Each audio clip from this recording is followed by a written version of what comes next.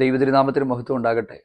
വളരെ പ്രതീക്ഷയോടെയും താല്പര്യത്തോടെയും ദൈവസന്നിധിയിലിരുന്ന് ഉപവസിച്ചിട്ടും ചില വിഷയങ്ങൾക്ക് മറുപടി കിട്ടുന്നില്ലെങ്കിൽ അതിൻ്റെ കാരണം എന്താണെന്ന് കണ്ടുപിടിക്കേണ്ടുന്ന ഒരു ഉത്തരവാദിത്വം നമുക്കുണ്ട്.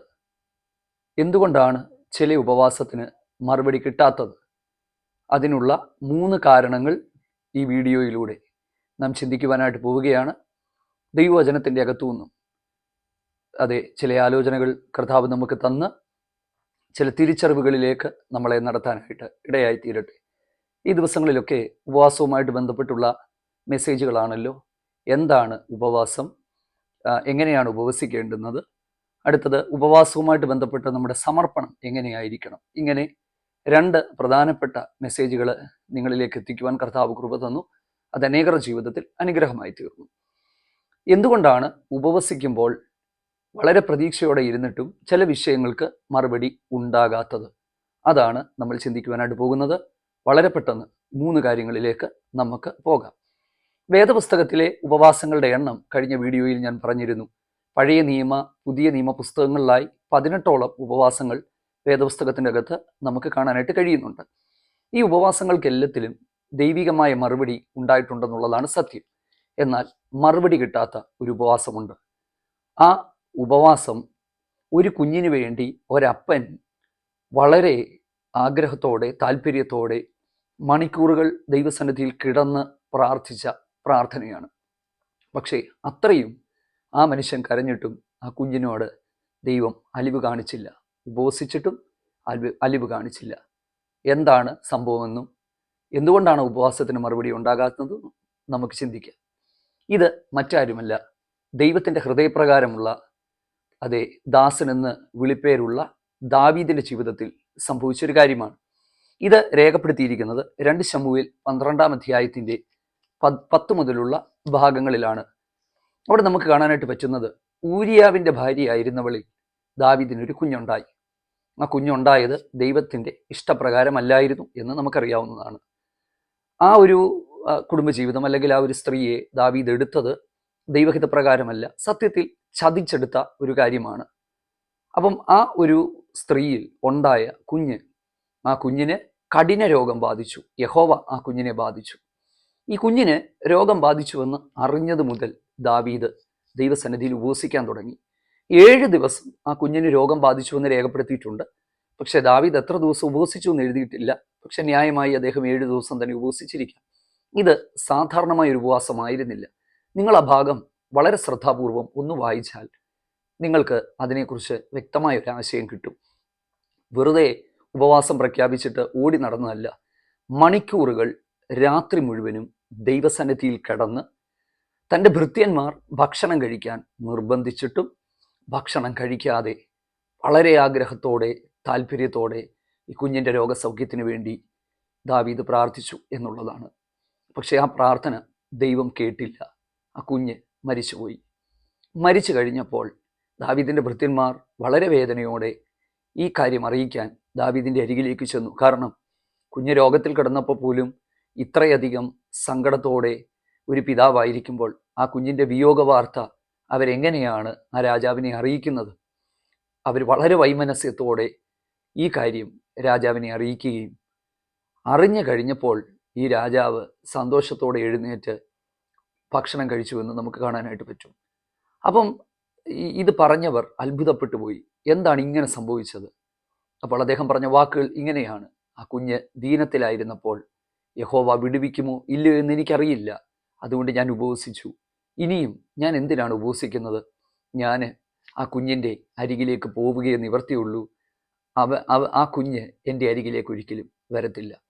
ഇതാണ് സംഭവം. എന്താണ് നിങ്ങൾക്കിതിൽ നിന്ന് മനസ്സിലായത്? ദൈവം ദയയില്ലാത്ത ദൈവമാണോ? കനിവില്ലാത്ത ദൈവമാണോ? എന്താണ് കാരണമെന്ന് ഞാൻ പറഞ്ഞുതരാം.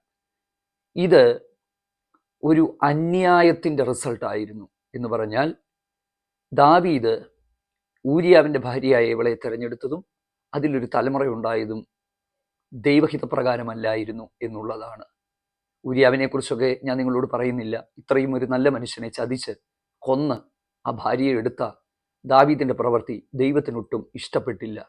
കാരണം നീതിമാനായ ദൈവം വിശുദ്ധനായ ദൈവം, ന്യായാധിപതിയായ ദൈവം ഈ കാര്യത്തിൻ്റെ അകത്ത് തൻ്റെ ന്യായവിധി പുറപ്പെടുവിച്ചു എന്നുള്ളതാണ്. പ്രതിസ്ഥാനത്ത് ദാവീദാണെങ്കിലും ദൈവം വെറുതെ വിട്ടില്ല എന്ന് നമ്മൾ മനസ്സിലാക്കണം. അപ്പോൾ എനിക്കതിൽ നിന്ന് മനസ്സിലായ ഒരു കാര്യം എന്ന് പറയുന്നത്, ദാവീദെന്നോ ഞാനെന്നോ നിങ്ങളെന്നോ ദൈവത്തിന് വ്യത്യാസമില്ല. ദൈവഹിതമല്ലാത്ത അനീതിയുള്ള വിഷയങ്ങളിൽ ഉപവസിച്ച് പ്രാർത്ഥിച്ച് മറുപടി കിട്ടുമെന്ന് ആരെങ്കിലും ധരിച്ചിട്ടുണ്ടെങ്കിൽ ആ ഉപവാസം തെറ്റാണ്. അതിൻ്റെ അകത്ത് ഒരിക്കലും ദൈവപ്രവൃത്തി വെളിപ്പെടത്തില്ല. പല പ്രശ്നങ്ങളും നമ്മുടെ ജീവിതത്തിലേക്ക് വരാനുള്ള കാരണങ്ങളിൽ പലതും നാം തന്നെ തിരഞ്ഞെടുക്കുന്ന ചില വഴികളാണ്. ദൈവികമല്ലാത്ത, അറിഞ്ഞുകൊണ്ട് തെറ്റാണെന്നറിഞ്ഞിട്ടും പോയി അതെ തിരഞ്ഞെടുത്ത് എത്തിച്ചേരുന്ന വഴികളിൽ പിന്നീട് ഉപവസിച്ച് പ്രാർത്ഥിച്ച് രക്ഷപ്പെടാമെന്ന് ധരിച്ചാൽ ഒരിക്കലും സാധിക്കില്ല. വേദനയോടെ ഞാൻ നിങ്ങളോട് പറയുകയാണ്, ഒരു തെറ്റായ വഴികളിൽ പോയി പ്രശ്നത്തിലകപ്പെട്ട് പിന്നീട് കരഞ്ഞ് പ്രാർത്ഥിച്ചു പോകുന്നതിനേക്കാൾ നല്ലത് ശരിയായ വഴികളിൽ പോവുക, ദൈവഹിതമല്ലാത്ത വഴികളിൽ പോകാതിരിക്കുക, ദൈവവചനം പറയുന്നതിനനുസരിച്ച് സത്യസന്ധമായി ജീവിക്കുക എന്നുള്ളതാണ്. ഞാനീ പറഞ്ഞത് നിങ്ങൾക്ക് ക്ലിയർ ആണെന്ന് വിശ്വസിക്കുന്നു. യഹോവയുടെ ശത്രുക്കൾ, സത്യത്തിൽ യഹോവയുടെ ശത്രുക്കൾക്ക് ദൂഷണം പറയുവാൻ, അപവാദം പറയാൻ ദാവീദ് ഒരു അവസരം അതിലൂടെ കൊടുത്തു. നിങ്ങൾ പഠനാർത്ഥം വേണമെങ്കിൽ 2 ശമൂവേൽ 12-ാം അധ്യായം മുഴുവനും വായിച്ചൊന്ന് മനസ്സിലാക്കിക്കൊള്ളുക. അത് നിങ്ങൾക്ക് പ്രയോജനകരമായി തീരും. അപ്പോൾ ദൈവഹിതമല്ലാത്ത കാര്യത്തിൻ്റെ അകത്ത് ഉപവസിച്ചാൽ അതിൻ്റെ അകത്ത് മറുപടി ഉണ്ടാകില്ല. അതുകൊണ്ട് തന്നെയാണ് മറുപടി ഉണ്ടാകാത്തത്. അപ്പോൾ തിരുഹിതമല്ലാത്ത കാര്യത്തിന് പ്രാർത്ഥിക്കുമ്പോൾ തന്നെ പറയുന്നുണ്ട്, നിങ്ങളുടെ ഭോഗങ്ങളിൽ ചെലവിടേണ്ടതിന് വല്ലാതെ യാചിക്കൊണ്ട് പ്രാർത്ഥനകൾക്ക് മറുപടി ഉണ്ടാകുന്നില്ല. തിരുവിഷ്ടപ്രകാരമുള്ള വിഷയങ്ങളിൽ ഉപവസിക്കണം, ന്യായമായ വിഷയങ്ങളിൽ ഉപവസിക്കണം. നമുക്കൊരു നീതിയും ന്യായവും അതെ സത്യസന്ധതയും ഒക്കെ ഉണ്ടെങ്കിൽ ആ വിഷയങ്ങൾക്കൊന്നും ഉപവസിക്കുന്നത് തെറ്റില്ല. അല്ലാത്ത സത്യസന്ധതയില്ലാതെ നീതിയില്ലാതെ വെറുതെ ഉപവസിക്കരുത്. നമ്പർ 1. നമ്പർ 2, യെശയ്യാ പ്രവാചകന്റെ പുസ്തകം 58-ാം അധ്യായത്തിലേക്ക് നമ്മൾ വരുമ്പോൾ, അവിടെ 2-3 വാക്യങ്ങളിലേക്ക് വരുമ്പോൾ അവിടെ ചില ചോദ്യങ്ങളുണ്ട്. ഞങ്ങൾ ഉപവസിക്കുന്നു, നീ കാണുന്നില്ലയോ? ഞങ്ങൾ ഉപവസിച്ചിട്ടും അവിടുന്ന് എന്തുകൊണ്ടാണ് കാണാത്തത്? ചില വാക്യങ്ങൾ ഞാൻ നിങ്ങളെ കാണിക്കുവാനായിട്ട് പോവുകയാണ്. ശ്രദ്ധിച്ചത് മനസ്സിലാക്കുക. 58-ാം അധ്യായത്തിൻ്റെ 3-ാമത്തെ വാക്യം, ഞങ്ങൾ നോമ്പ് നോൽക്കുന്നു, നീ നോക്കാതെ ഇരിക്കുന്നത് എന്തുകൊണ്ടാണ് എന്നറിയാമോ? നിങ്ങളുടെ പ്രാർത്ഥന ഉയരത്തിൽ കേൾക്കുവാൻ തക്കവണ്ണമല്ല നിങ്ങൾ നോമ്പ് നോക്കുന്നത്. എന്ന് പറഞ്ഞാൽ പ്രാർത്ഥനയ്ക്ക് മറുപടി ഉണ്ടാകത്തക്ക നിലയിലല്ല നിങ്ങൾ ഫാസ്റ്റ് ചെയ്യുന്നത് എന്നുള്ളതാണ്. എന്താണ് കാരണം? അവിടെ കുറച്ച് കാര്യങ്ങളുണ്ട്. ഒന്ന്, നിങ്ങൾ ഫാസ്റ്റ് ചെയ്യുമ്പോൾ നിനക്കിഷ്ടമുള്ളത് ചെയ്യാനായിട്ട് നീ നടക്കുന്നു എന്നുള്ളതാണ്. മനസ്സിലായോ? നിങ്ങൾ ഉപവസിക്കുമ്പോൾ നിനക്ക് ഇഷ്ടമുള്ള കാര്യങ്ങൾ നോക്കുന്നു, നിങ്ങളുടെ കാര്യാദികളെ നോക്കുന്നു. അടുത്തത്, വേലക്കാരെ കൊണ്ട് അധ്വാനിപ്പിക്കുന്നു. ഞാൻ കഴിഞ്ഞ ഒരു മെസ്സേജിൽ ഈ 58-ാം അധ്യായത്തിൽ നിന്നുള്ള ചില ആത്മീക ചിന്തകൾ നിങ്ങളുമായിട്ട് പങ്കിട്ടിരുന്നു. ഇനിയും ഞാൻ അതിലേക്ക് പോകുന്നില്ല, കാരണം ഓൾറെഡി നിങ്ങൾ ആ മെസ്സേജ് കേട്ടിട്ടുണ്ട്. കേട്ടിട്ടില്ലാത്തവർ ഒന്ന് പോയി കേട്ട് നോക്കുക. അതിൻ്റെ അകത്ത് എങ്ങനെയാണ് സമർപ്പിക്കേണ്ടതെന്നുള്ള കാര്യത്തിൽ ഞാനത് പറഞ്ഞിട്ടുണ്ട്. അപ്പോൾ ശ്രദ്ധിക്കുക, 2 കാര്യങ്ങളാണ് അവിടെ പറയുന്നത്. ഒന്ന്, മറുപടി വരത്തക്ക നിലയിൽ, പ്രാർത്ഥന ദൈവം കേൾക്കത്തക്ക നിലയിൽ അല്ല നിങ്ങൾ ഉപവസിക്കുന്നത്. അപ്പോൾ കേൾക്കാനൊരു വ്യവസ്ഥ ഉണ്ടെന്നല്ലേ അതിൻ്റെ അർത്ഥം. 2, നിങ്ങളുടെ കാര്യങ്ങളെ നിങ്ങൾ തൃപ്തിപ്പെടുത്തുകയാണ്, വേലക്കാരെ കൊണ്ട് നിങ്ങൾ അധ്വാനിപ്പിക്കുകയാണ്. അധ്വാനിപ്പിക്കുന്നു എന്നുള്ളതല്ല, വേലക്കാരെ കൊണ്ട് നിങ്ങൾ ശരിക്കും പറഞ്ഞാൽ 3-ാം വാക്യത്തിലേക്ക് നമ്മൾ വരുമ്പോൾ, drive hard all your workers എന്നാണ്. എന്ന് പറഞ്ഞാൽ നിന്റെ പണിക്കാരെ കൊണ്ട് കഠിനമായി പണിയേൽപ്പിക്കുന്നു എന്നുള്ളതാണ്. ശരിക്കും പറഞ്ഞാൽ അവരെ ചൂഷണം ചെയ്യുകയാണ്. ഉപവാസം ഒരു സൈഡിൽ നടക്കുന്നു, മറുഭാഗത്ത് ജോലിക്കാരെ ചൂഷണം ചെയ്യുന്നു. അപ്പം ഈ ഒരു പ്രാർത്ഥന ദൈവം പറഞ്ഞു, ആ ഉപവാസം ഞാൻ കേൾക്കത്തില്ല എന്ന് തന്നെയാണ് പറഞ്ഞു. മനസ്സിലായോ? ജീവിതമില്ലാത്ത ഉപവാസം, പ്രവൃത്തിയില്ലാത്ത ഉപവാസം, നീതിയും സത്യസന്ധതയും ഇല്ലാത്ത ഉപവാസം, ആ ഉപവാസം ദൈവം സ്വീകരിക്കത്തില്ല. ഇതാണ് 2-ാമത്തെ കാര്യം എന്ന് പറയുന്നത്. ഉപവാസത്തിൻ്റെ അകത്ത് പ്രവൃത്തി വേണം. ജീവിതത്തിൻ്റെ സമസ്ത മേഖലകളിലും ആ ഒരു നീതി അതെ ഉണ്ടാകേണ്ടതായിട്ടുണ്ട്. ഇതാണ് 2-ാമത്തെ കാര്യം. 3-ാമത്തെ ഒരു ഭാഗത്തിലേക്ക് നമ്മൾ വരുമ്പോൾ, മത്തായി സുവിശേഷം 6-ാം അധ്യായം 16-ാമത്തെ വാക്യമാണ്.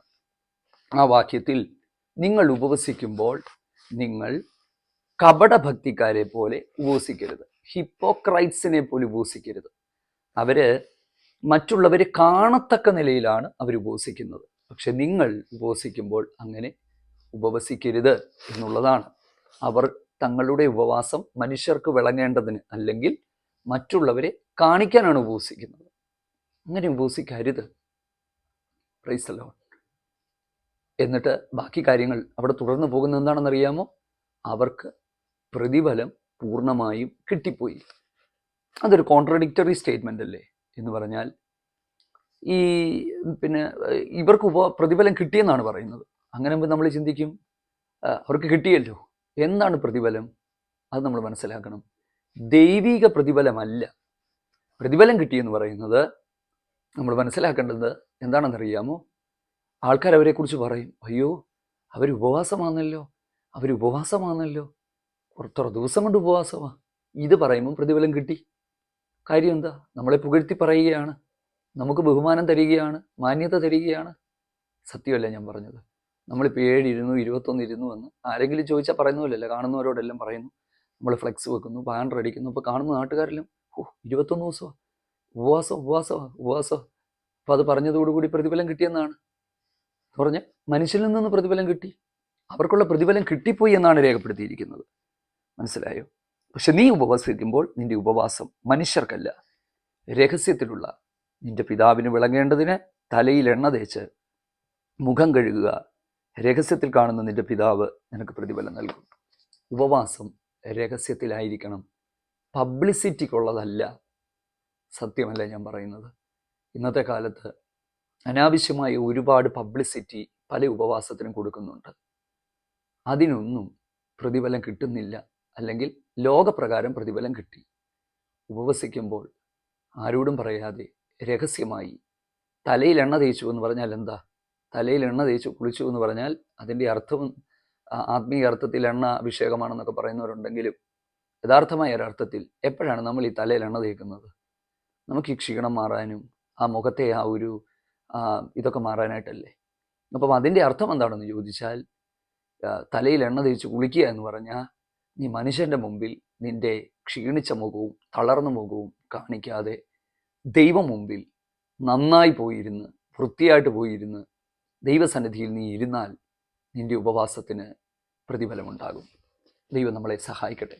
3 കാര്യങ്ങൾ പറഞ്ഞല്ലോ. ഈ 3 കാര്യങ്ങൾ ഒരിക്കൽ കൂടി ആവർത്തിക്കുകയാണ്. 1, ദാവീദിൻ്റെ ജീവിതത്തിൽ സംഭവിച്ച കാര്യമാണ്. ദാവീദ് ചെയ്ത കുറ്റത്തിന് ഉപവാസം കൊണ്ട് രക്ഷപ്പെടുവാൻ കഴിഞ്ഞില്ല.